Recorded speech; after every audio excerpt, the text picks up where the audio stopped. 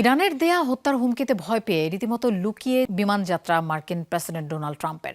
প্রতিবেদনে বিস্তারিত ঘটনা প্রকাশ করেছে মার্কিন গণমাধ্যম ওয়াশিংটন পোস্ট।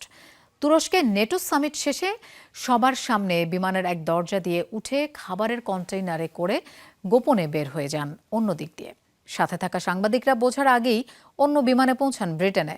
মূলত ইরানের হুমকি সম্পর্কে অবগত হওয়ার কয়েক ঘন্টার মধ্যেই তুরস্ক বসেই পরিকল্পনা করেন তিনি।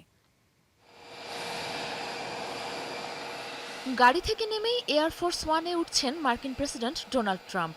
তুরস্কে ন্যাটোর সামিট শেষ করে যাচ্ছেন ব্রিটেনের মিল্টন হল বিমান ঘাঁটিতে। তবে এই যাত্রার পেছনে ছিল জটিল এক পরিকল্পনা। প্রায় 4.5 ঘন্টার এই সফরের অজুহাতে আসলে সম্ভাব্য হামলা এড়ানোর পথ খুঁজছিলেন ইরানের ভয়ভীত মার্কিন প্রেসিডেন্ট। ট্রাম্পের এই রহস্যময় বিমানযাত্রা নিয়ে একটি বিস্তারিত প্রতিবেদন প্রকাশ করেছে মার্কিন সংবাদ মাধ্যম ওয়াশিংটন পোস্ট।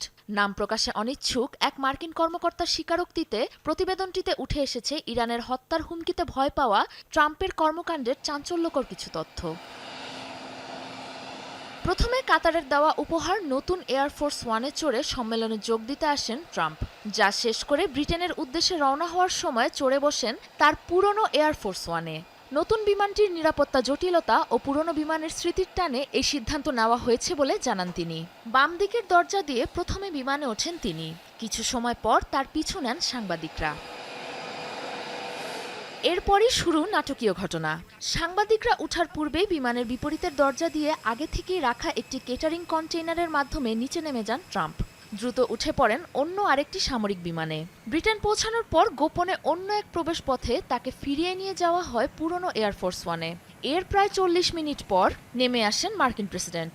সাংবাদিকদের সামনে বিমান থেকে নেমে নতুন বিমানটিতে উঠে ওয়াশিংটনের উদ্দেশ্যে রওনা দেন তিনি। তুরস্কে থাকা অবস্থাতেই ইরানের হুমকি সম্পর্কে অবগত হন ট্রাম্প। মাত্র কয়েক ঘন্টার মধ্যে শীর্ষস্থানীয় কর্মকর্তাদের নিয়ে তৈরি করেন জটিল এই পরিকল্পনা। সফর পরবর্তী ব্রিফিংয়ে পুরনো বিমানে ব্রিটেন পৌঁছে নতুন বিমানে ফিরে আসার কারণ জানতে চান সাংবাদিকরা। জবাবে যুক্তরাজ্যে নিয়োজিত মার্কিন সেনাদের নতুন বিমান দেখার সুযোগ করে দিতেই এমনটা করেছিলেন বলে জানান মার্কিন প্রেসিডেন্ট। সাবরিনা নুসরাত, যমুনা নিউজ।